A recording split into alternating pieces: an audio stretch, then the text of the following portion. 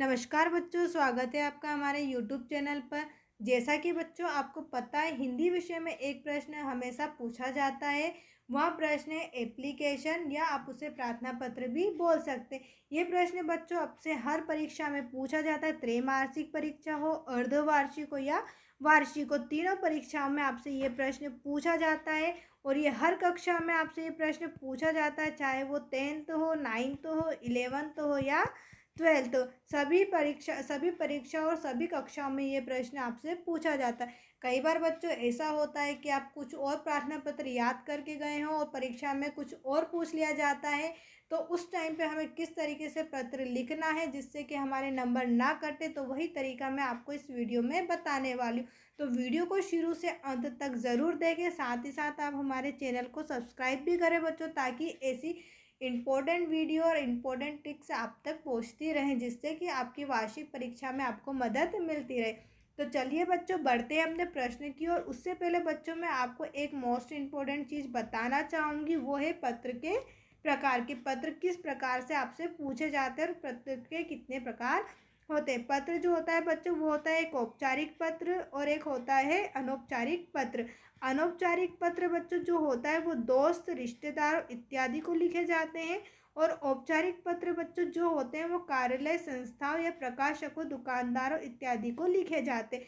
औपचारिक पत्र में अगर मैं साधारण से उदाहरण आपको बताना चाहूँ बच्चों, तो जैसे आप दोस्त या रिश्तेदार, मान लीजिए आप अपने दोस्त को पत्र लिख रहे हैं अपने भाई की शादी में आमंत्रण के लिए, तो यह आपका हो जाएगा अनौपचारिक पत्र।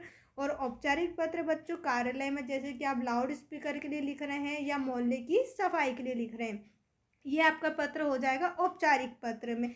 तो बच्चों आइए प्रश्न देख लेते हैं कि हिंदी विषय में आपसे प्रश्न किस तरीके से पूछा जाता है। तो देख लीजिए, प्रश्न ये रहा, लाउड स्पीकर बंद करने का निवेदन करते हुए जिले के जिलाधीश महोदय को आवेदन पत्र लिखिए। ये हमारा बच्चों कौन सा होगा? ये हो गया हमारा औपचारिक पत्र। उसी के अथवा में हमसे पूछा गया है अनौपचारिक पत्र। अनौपचारिक पत्र पूछा है, अपने प्रिय मित्र को अपने भाई की शादी में सम्मिलित होने के लिए पत्र लिखे। तो आइए हम दोनों पत्र के लिखने का तरीका देख लेते हैं, जिससे कि आपके कल के एग्जाम में नंबर ना कटे। तो चलो बढ़ते हैं अपने प्रश्न की ओर, जहाँ हमें पत्र लिखना है।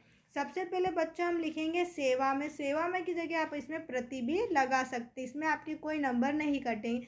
उसके बाद बच्चों आता है नियोक्ता या संस्था प्रमुख का पद नाम, यानी कि आप जिनको भी पत्र लिख रहे हैं, आप जिलाधीश को लिख रहे हैं या फिर प्रधानाचार्य को लिख रहे हैं, तो यहाँ पर उनका पद का नाम आएगा।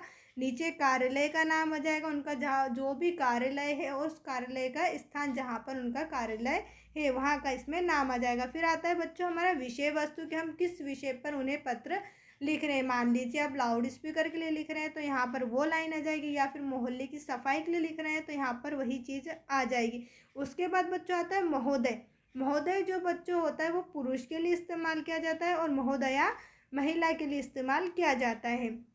फिर उसके बाद बच्चों आता है प्रारंभ या विषय वस्तु, कि हम किस तरीके से हमारी बात को रख रहे हैं, तो उसका एक प्रारंभ करने का तरीका होता है। जैसे आप सभी ने विनम्र निवेदन कर रहे हैं, आप अधिकतर ये लाइन लगाते ही हैं, तो ये हमारा एक प्रारंभ करने का तरीका होता है। फिर होता है बच्चों मुख्य विषय।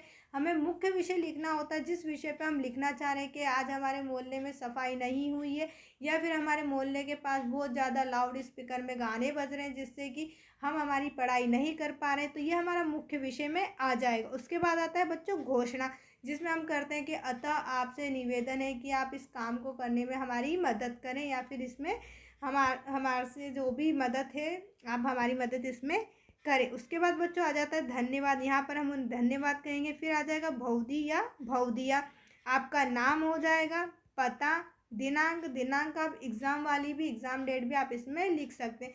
उसके बाद आ जाएगा संलग्नक। संलग्नक की इसमें इतनी ज़रूरत नहीं है, तो अगर आप इसे छोड़ भी देते हैं तो आपके इसमें नंबर नहीं घटेंगे। आइए थोड़ा सा एग्जाम्पल देख लेते हैं कि हमें पत्र किस तरीके से लिखना होता है। जैसे कि मेरे बच्चों यहाँ पर लिखा है प्रति, सबसे पहले हमारा हो जाएगा प्रति। फिर मैंने बच्चों आपको बताया नियोक्ता का, संस्था या प्रमुख पद का नाम, तो हमारा नाम हो जाएगा श्रीमान जिलाधीश महोदय, ये हमने नियोक्ता का नाम रख दिया। उसके बाद बच्चों कार्यालय संस्था का नाम, तो हमारा हो जाएगा भोपाल। फिर आता है बच्चों विषय की लाइन। विषय में मैंने आपको बताया था हम जिस विषय पर लिख रहे हैं, तो हमारा विषय क्या है? ध्वनि विस्तारक यंत्र पर प्रतिबंध लगाने हेतु आवेदन पत्र। अब हम बच्चों अगर पुरुष को लिख रहे हैं तो हम क्या लगा देंगे? महोदय। फिर उसके बाद हमारी आती है प्रारंभ या विषय वस्तु लाइन। तो प्रारंभ हम करेंगे, सादर विनम्र निवेदन है कि मैं, बच्चों यहाँ पर आप आपका नाम लिख सकते हैं, आपका जो भी नाम है XYZ, उसके बाद आपकी कक्षा, आप जिस भी कक्षा में पढ़ाई कर रहे हो। तो सादर विनम्र निवेदन है कि मैं कक्षा 10वीं आज़ाद नगर क्षेत्र की निवासी हूँ। यह हमारा बच्चों क्या हो गया, मुख्य विषय, यह हमारा हो गया प्रारंभिक विषय। अब आता है मुख्य विषय। मुख्य विषय में हमारा हो जाएगा, हमारी वार्षिक परीक्षा प्रारंभ होने वाली है, सभी विद्यार्थी अध्ययन कार्य में व्यस्त है, किंतु हमारे क्षेत्र में प्रतिदिन लाउड स्पीकर बजाए जा रहे हैं, जिनसे हमें परीक्षा की तैयारी करने में समस्या उत्पन्न हो रही है। उसके बाद बच्चों आज हमारा हो जाएगा घोषणा। घोषणा में आ जाएगा, अतः आपसे निवेदन है कि आप अध्ययन में बाधा उत्पन्न करने वाले तत्वों पर प्रतिबंध लगाने का कष्ट करें। फिर उसके बाद हम लिख देंगे धन्यवाद। दिनांक, आप जो भी एग्ज़ाम दे रहे हैं, जिस तारीख में आपकी एग्ज़ाम है वो दिनांक आप लिख सकते हैं। यहाँ पर प्रार्थी, आपका नाम और आपकी कक्षा यहाँ पर आ जाएगी।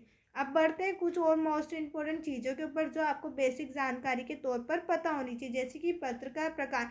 यदि आप व्यक्तिगत पत्र लिख रहे हैं और संबंध, अगर आपका पिता से संबंध है तो आप उनको कैसे लिखेंगे, प्रिय आयुष्मान। आपका नाम, पुत्र या माता में लिख रहे हैं तो पूजनीय माता जी आ जाएगा। भाई के लिए लिख रहे हैं तो आदरणीय भाई साहब हो जाएगा। इसी प्रकार अगर हम देखें, हम आवेदन पत्र लिख रहे हैं या कार्यालय के लिए लिख रहे हैं तो हमारा कार्यालय में क्या हो जाएगा बच्चों, श्रीमान या मान्यवर या परम मान्यवर हो जाएगा। इसी प्रकार आवेदन के लिए लिख रहे हैं तो प्रधानाचार्य को लिख रहे हैं तो हमारा हो जाएगा आदरणीय प्रधानाचार्य महोदय, या मान्यवर या महोदय भी आप लिख सकते हैं। अब आइए देख लेते हैं कि अनौपचारिक पत्र जो है उसे हम किस तरीके से लिख सकते हैं। वीडियो को शुरू से आखिरी तक जरूर देखें बच्चों, साथ ही साथ चैनल को सब्सक्राइब भी ज़रूर करें। तो चलो बढ़ते हैं हम हमारे अनौपचारिक पत्र की ओर, जहाँ हमें दिया गया माधव। यहाँ पर बच्चों हमारी हो जाएगा एड्रेस, कि आप किस गली या मोहल्ले में रहते हैं, यहाँ पर वो नाम हो जाएगा। यहाँ पे आपका शहर का नाम, और यहाँ पर हो जाएगी आपकी तारीख, दिनांक, जिस तारीख में आप लिख रहे हैं। अब आप अपने मित्र को लिख रहे हैं तो यहाँ पर प्रिय मित्र, उसका जो भी नाम है आप लिख सकते हैं। फिर हम उन्हें नमस्कार करेंगे, सप्रेम नमस्कार। फिर हमारा जो भी व्यक्तिगत कारण है हम उस कारण को यहाँ पर लिखेंगे। शुभ समाचार यह है कि मेरे बड़े भाई श्री सुरेश कुमार का शुभ विवाह दिनांक, जो भी तारीख आप लिखना चाहें बच्चों यहाँ पर लिख सकते हैं। यहाँ पे जैसे मैंने लिखी 24 जनवरी 20 को होना निश्चित हुआ है। तुम तो जानते ही हो कि ऐसे शुभ अवसर पर तुम्हारा आगमन मेरे लिए कितना सुखद और आनंददायक होगा। तुम्हें इस विवाह में वैवाहिक कार्यक्रमों से पूर्व ही आना होगा। निमंत्रण पत्र छपते ही तुम्हें भेज दूंगा। तुम इसी पत्र को स्वीकार कर पधारने का कष्ट करना। पिताजी और माताजी को चरण स्पर्श। तुम्हारा अभिनंदन, मित्र अखिलेश। यहाँ पर आपका नाम हो जाएगा।